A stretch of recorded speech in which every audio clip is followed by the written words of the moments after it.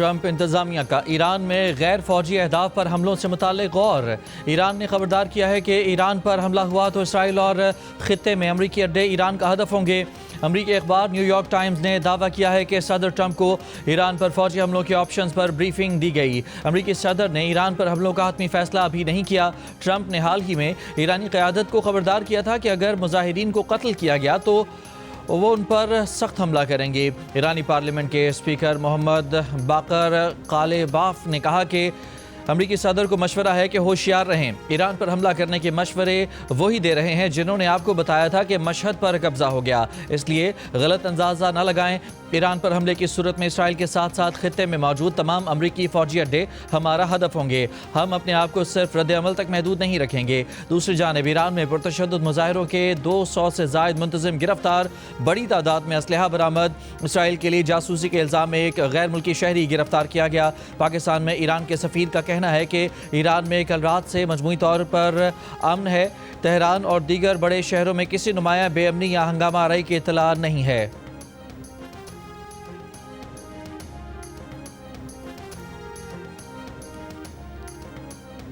ایرانی وزیر خارجہ عباس عراقچی نے کہا ہے کہ چند روز قبل امریکہ میں ایک بے گناہ نہاتی نوجوان امریکی خاتون کو قتل کیا گیا۔ خاتون کو امریکی امیگریشن ایجنٹ نے نزدیکی فاصلے سے گولی مار کر ہلاک کیا جو 3 بچوں کی ماں تھی۔ امریکی انتظامیہ نے خاتون کو داخلی دہشت گرد قرار دیا۔ صدر ٹرمپ نے واقعے کو اپنے دفاع کا معاملہ قرار دیا۔ امریکی محکمہ ہوم لینڈ سیکیورٹی نے کھلے عام امریکی عوام کو تنبیہ جاری کی۔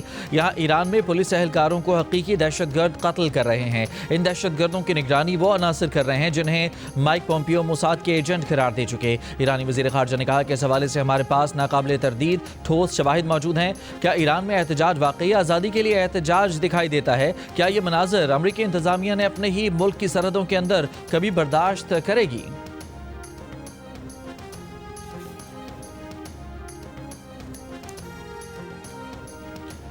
اسرائیل نے بھی ایرانی مظاہرین کی حمایت کا اظہار کر دیا۔ اسرائیلی وزیر خارجہ نے کہا کہ اسرائیل ایران میں حکومت کے خلاف احتجاج کرنے والوں کی کامیابی کے لیے نیک خواہشات کا اظہار کرتا ہے۔ امریکی وزیر خارجہ مارکو روبیو سے اسرائیلی وزیر اعظم کی فون پر گفتگو۔ ایران میں مظاہرین، غزہ اور شام کی صورتحال پر گفتگو۔ اسرائیل کا کہنا ہے کہ ایرانی حکومت صرف ہمارا نہیں بلکہ علاقائی اور بین الاقوامی مسئلہ بھی ہے۔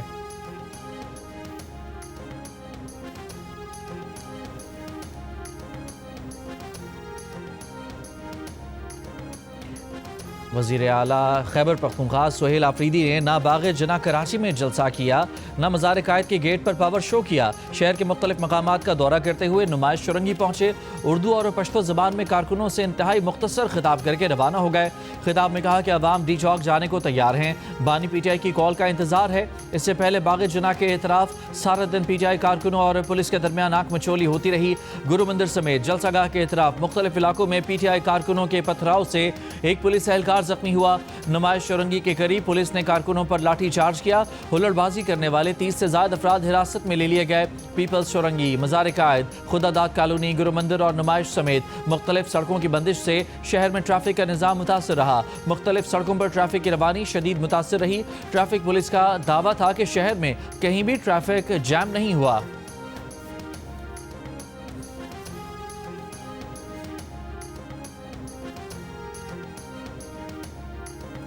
میئر کراچی مرتضی وہاب کا کہنا ہے کہ باغ جناح بڑا گراؤنڈ ہے، اس کو بھرنا آسان نہیں۔ اگر پی ٹی آئی کے پاس گراؤنڈ بھرنے کے لیے بندے نہیں تھے تو ہم سے کہہ دیتے، ہم دے دیتے۔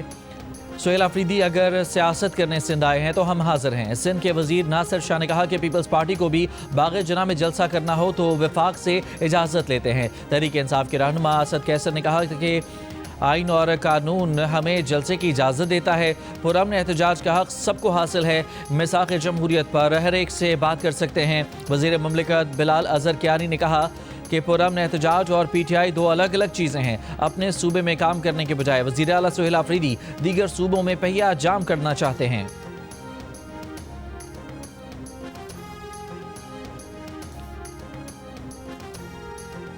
سری لنکا نے تیسرے T20 میچ میں پاکستان کو 14 رن سے شکست دے دی۔ سری لنکا نے 12 اوورز تک محدود کیے گئے میچ میں پہلے کھیلتے ہوئے 160 رنز بنائے۔ श्री लंका ने 9 गेंदों पर 5 छक्कों की मदद से 34 रन की तूफानी इनिंग खेली। जवाब में पाकिस्तान के कप्तान सलमान अली आगा ने 12 गेंदों पर 3 छक्कों और 5 चौकों की मदद से 45 रन की धुआंधार इनिंग्स खेली। उनके आउट होने के बाद बाकी खिलाड़ी तेज खेलने की कोशिश में आउट होते रहे। मोहम्मद नवाज और ख्वाजा नाफे ने भी तेज रफ्तार बैटिंग की, लेकिन बाकी खिलाड़ी हदफ पूरा न कर सके।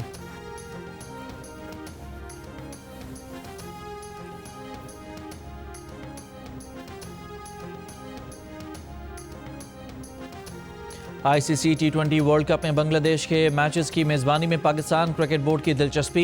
पीसीबी ज़राए का कहना है कि अगर मेगा इवेंट के लिए श्रीलंका के वेन्यूज़ दस्तयाब नहीं हैं तो पीसीबी मैचेस की मेज़बानी के लिए तैयार है। चैंपियंस ट्रॉफी और ICC women's world cup क्वालिफायर्स Pakistan में हो चुके हैं। टी20 वर्ल्ड कप मैचेस भी बआसानी करा सकते हैं। भारत में सिक्योरिटी खदशात की वजह से बांग्लादेश ने टी20 वर्ल्ड कप में अपनी टीम भारत ना भेजने का ऐलान किया है। आईसीसी ने बांग्लादेश के मैचेस मुंतकिल करने या ना करने से मुतालिक फैसला करना है। बांग्लादेश क्रिकेट बोर्ड आईसीसी की जानिब से वेन्यूज ना तब्दील करने का फैसला तस्लीम नहीं करेगा। ज़राए बांग्लादेश क्रिकेट बोर्ड का कहना है कि अगर मैचेस श्रीलंका मुंतकिल नहीं किए जाते तो क्या करेंगे, अभी कोई तबसरा नहीं कर सकते। सदर बीसीबी अमीनुल इस्लाम की मीडिया से गुफ्तगू। कहा, टी20 वर्ल्ड कप में टीम भारत भेजने से मुतालिक उनके मौक़िफ़ में कोई तब्दीली नहीं आई। उन्हें हुकूमत की हिदायत के मुताबिक चलना है। अभी आईसीसी की तरफ से कोई जवाब नहीं आया। पाकिस्तान सोमालिया की खुद मुख्तारी, वहदत और इलाक़ाई सालमियत की मुकम्मल हिमायत करता है।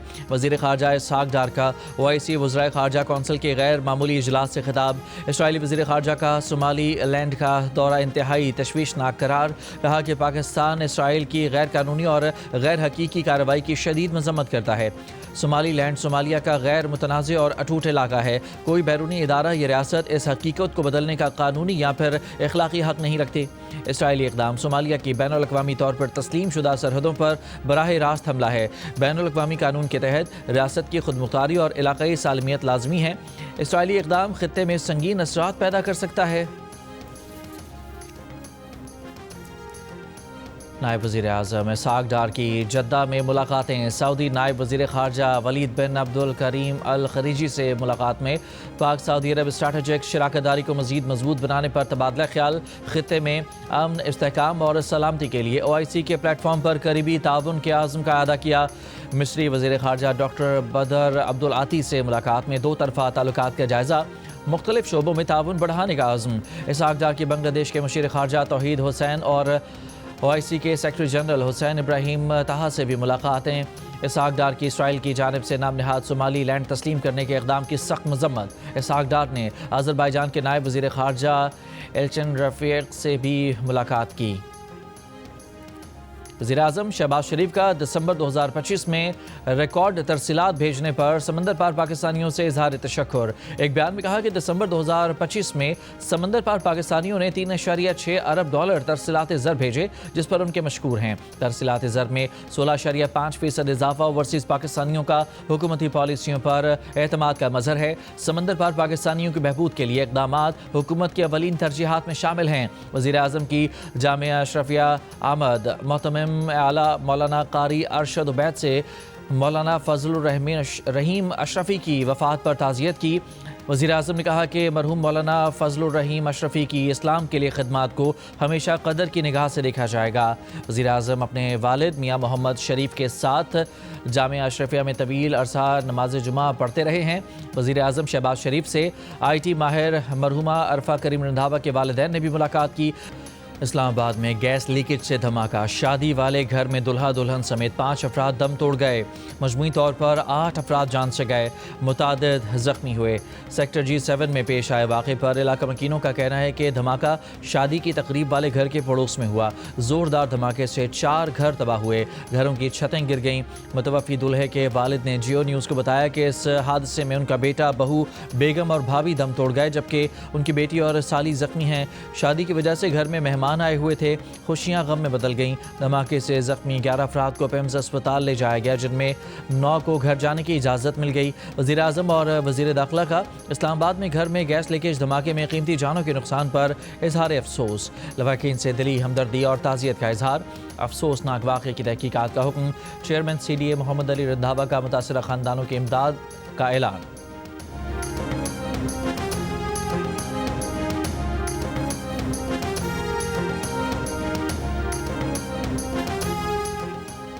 اسلام آباد کے سیکٹر G7-2 میں گیس لیکیج دھماکے کی تحقیقات، جائے وقوع کے اعتراف، اسٹریٹ لائٹس خراب ہونے کا انکشاف۔ وزیر اعظم شہباز شریف کے نوٹس کے بعد CDA حکام کی دوڑیں لگ گئیں۔ چیئرمین CDA کی ہدایت پر ہیوی مشینری موقع پر پہنچا دی گئی۔ CDA عملے کی جانب سے اسٹریٹ لائٹس ٹھیک کرنے کا عمل شروع۔ ملک کے بیشتر حصوں میں موسم سرد، پہاڑی علاقوں میں شدید ٹھنڈ۔ محکمہ موسمیات کے مطابق اسکردو میں کم سے کم درجہ حرارت -14، استور میں -11، قلات میں -7، ہنزا میں -6 ڈگری سینٹی گریڈ ریکارڈ کیا گیا۔ کراچی میں آج بھی صبح کے اوقات میں سردی کی شدت برقرار، کم سے کم درجہ حرارت 9 degree centigrade record. Sindh, Punjab اور خیبر پختونخوا کے متعدد علاقوں میں صبح شدید دھند، لاہور شہر میں بھی دھند کے باعث معمولات متاثر رہے۔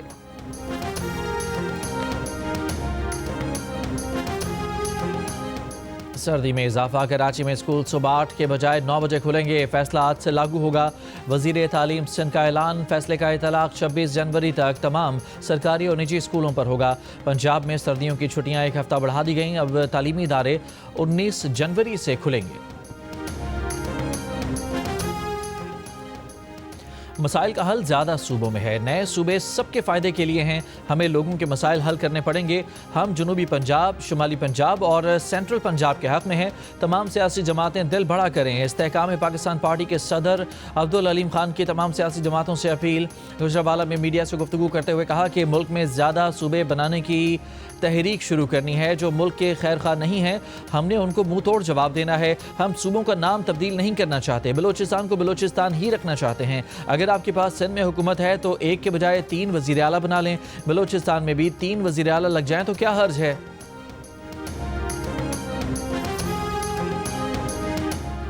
9 مئی کو پشاور کے ریڈیو پاکستان حملہ کیس میں سہیل آفریدی کے ملوث ہونے کی تصدیق، پنجاب فورنزک لیبارٹری نے ویڈیوز کا فورنزک تجزیہ کر کے تصدیق کر لی۔ رپورٹ کے مطابق 9 مئی واقعات میں کامران بنگش، تیمور جھگڑا اور عرفان سلیم کی موجودگی کی بھی تصدیق۔ 16 ویڈیوز کا تجزیہ کیا گیا، متعدد میں کسی قسم کی ایڈیٹنگ کے شواہد نہیں ملے۔ سہیل آفریدی کی پروفائل تصویر کو 9 مئی کی ویڈیو سے ملا کر دیکھا گیا۔ سہیل آفریدی کی پروفائل تصویر اور ویڈیو میں موجود شخص ایک ہی ہے۔ رپورٹ کے مطابق تمام تجزیہ صرف ویژول مواد تک محدود رکھا گیا ہے۔ رپورٹ کی تیاری 19 دسمبر سے 23 دسمبر 2025 کے دوران مکمل کی گئی۔ انسداد دہشت گردی عدالت نے ریڈیو پاکستان حملہ کیس میں پولیس سے رپورٹ طلب کی تھی۔ پولیس نے ویڈیوز تجزیے کے لیے پنجاب فورنزک لیبارٹری بھیجی تھی۔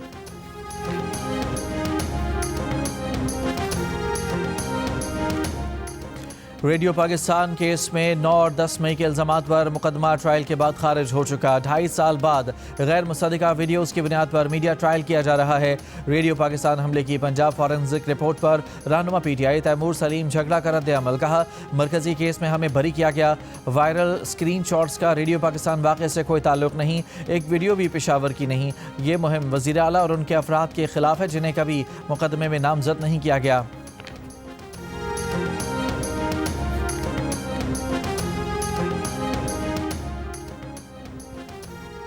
تحریک تحفظ عین پاکستان کے سربراہ محمود اشرقزئی نے کہا ہے کہ پاکستان اس وقت جتنے بھی بحرانوں میں ہے وہ سب اندرونی ہیں، بے انصافیاں گھروں کو توڑتی ہیں، ملک بے انصافی سے کیسے چل سکتا ہے؟ لاہور میں صحافیوں سے گفتگو کرتے ہوئے کہا کہ یہ خطہ بہت زیادہ خطرناک جنگ کی طرف بڑھ رہا ہے۔ ہم نے آج تک پارلیمنٹ میں بحث بھی نہیں کی کہ ہمارے ارد گرد کیا ہو رہا ہے۔ ووٹ کو عزت دینے والے، روٹی کپڑا مکان دینے والے صرف نعرے لگاتے ہیں۔ یہ لوگ نعرے لگاتے ہیں لیکن ایسی ترمیم کرتے ہیں جس سے ملک تباہ ہوتا ہے۔ پشاور کے نواحی علاقے ظاہر گڑھی میں کارروائی، 3 دہشت گرد ہلاک، سرچ اینڈ اسٹرائک آپریشن جاری۔ CTD حکام کے مطابق ہلاک دہشت گردوں سے 2 کلاشنکوف، 1 پستول اور کارتوس برآمد کیے گئے۔ پاکستان نیوی کے جہازوں کا عمان کے بندرگاہ سلطان قابوس کا دورہ، PNS راہ نورد، PNS مددگار اور PNS کشمیر مسقط پہنچ گئے۔ عمانی حکام نے پاکستان نیوی کے جہازوں کا پرتپاک استقبال کیا۔ ISPR کے مطابق مشن کمانڈر اور کمانڈنگ افسران نے رائل نیوی آف عمان کی قیادت سے ملاقاتیں کیں۔ ایران میں پاکستان کے سفیر مدثر ٹیپو نے کہا ہے کہ ایران میں وائی فائی متاثر ہے، پاکستانی شہری ہم سے سفارت خانے کے لینڈ لائنز پر رابطہ کر سکتے ہیں۔ ایران میں پاکستانی قونصلیٹ کی لینڈ لائنز پر بحال ہیں۔ جیو نیوز سے گفتگو میں کہا کہ بذریعہ سڑک پاکستان جانے والے افراد بارڈر بند ہونے سے 4 گھنٹے پہلے پہنچیں۔ ایرانی بارڈر اتھارٹیز سے بھی سفارت خانہ مکمل رابطے میں ہے۔ یونیورسٹی کے 72 طلبہ آج پاکستان پہنچ گئے۔ واپسی کے خواہش مند پاکستانی طلبہ اپنا پروسیجر باضابطہ مکمل کر کے جائیں۔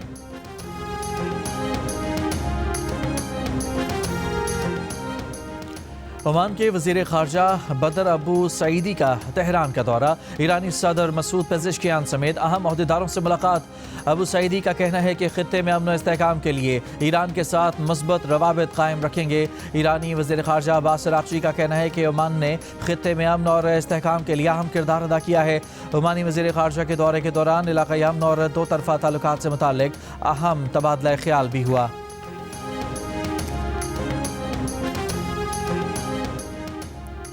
اسرائیل کے دارالحکومت تل ابیب میں اسرائیلی شہریوں کا وزیر اعظم نیتن یاہو کی حکومت کے خلاف احتجاج۔ 7 اکتوبر 2023 کے واقعات پر آزاد تحقیقاتی کمیشن کے قیام کا مطالبہ۔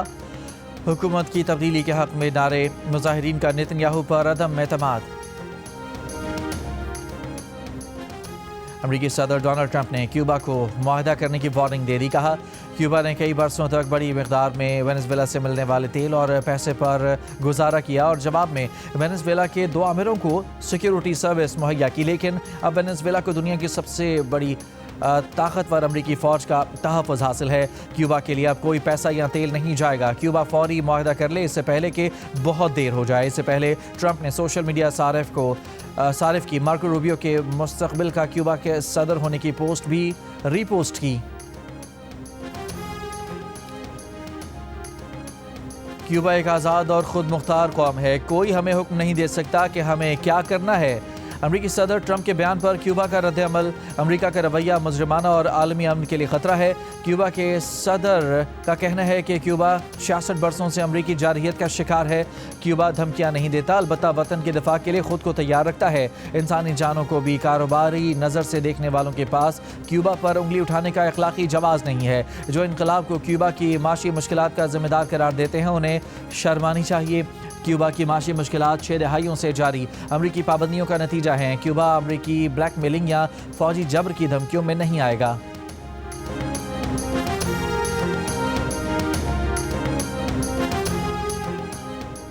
وینزویلا اپوزیشن رہنما ماریا کورینا مچاڈو کا اپنا نوبل انعام امریکی صدر ٹرمپ کو دینے کے بیان پر ٹرمپ کا کہنا ہے کہ ماریا سے بات کروں گا، اچھا ہے کہ وہ بات کرنے آنا چاہتی ہیں۔ خود کو نوبل انعام نہ دینے سے متعلق کہا کہ میرا خیال ہے کہ جو ہوا ناروے بھی اس پر شرمندہ ہے۔ میں نے 8 بڑی جنگیں رکوائیں، مجھ سے زیادہ نوبل امن انعام کا حقدار کسی اور کو ہونا بھی نہیں چاہیے، بلکہ ہر جنگ رکوانے پر ایک نوبل انعام ہونا چاہیے۔ ماریا کورینا نے 5 جنوری کو ایک انٹرویو میں کہا تھا کہ میرا نوبل امن انعام صدر ٹرمپ کو پیش کرنا صدر مادورو کی گرفتاری پر وینزویلا عوام کی جانب سے اظہار تشکر ہوگا۔ ماریا کے بیان پر ناروے کے نوبل انسٹیٹیوٹ کا کہنا ہے کہ نوبل انعام کا فیصلہ حتمی ہوتا ہے۔ نوبل انعام کا کسی سے اشتراک کسی کو منتقل یا منسوخ نہیں کیا جا سکتا۔ منیاپولس میں رینی نکول گڈ کی ہلاکت کے بعد احتجاج جاری، سول اور مائیگرینٹس حقوق کی تنظیموں کی اپیل پر امریکہ بھر میں احتجاجی ریلیاں۔ منیاپولس میں ہزاروں افراد کا مارچ، آئس ایجنٹس کے خلاف احتجاج۔ واشنگٹن میں وائٹ ہاؤس کے باہر بھی امیگریشن اینڈ کسٹم انفورسمنٹ کے خلاف مظاہرہ، آئس آؤٹ فار گڈ کے بینر تلے مظاہرے۔ 37 برس کی Renee Good immigration agent Jonathan Ross کی گولیوں کا شکار ہوئی تھیں۔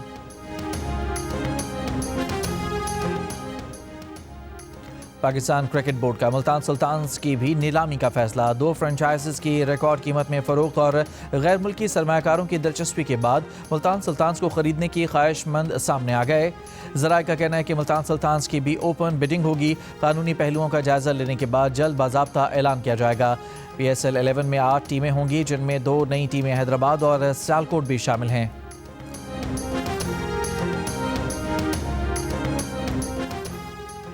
PSA گولڈ اسکواش چیمپئن شپ کا مینز ٹائٹل مصر کے زکریہ نے جیت لیا۔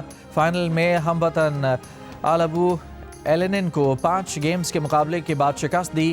ویمن ٹائٹل امینہ عرفی کے نام رہا، جنہوں نے ملائیشین کھلاڑی سبرامینیم کو 3-0 سے مات دی۔ فیصل آباد آرٹس کونسل کے زیر اہتمام جشن جان ایلیا کی 3 روزہ تقریبات ختم۔ ادب، ثقافت، شاعری اور موسیقی کے حسین امتزاج پر مبنی میلے میں ادب اور فن کا ذوق رکھنے والے شہریوں کی بڑی تعداد میں شرکت۔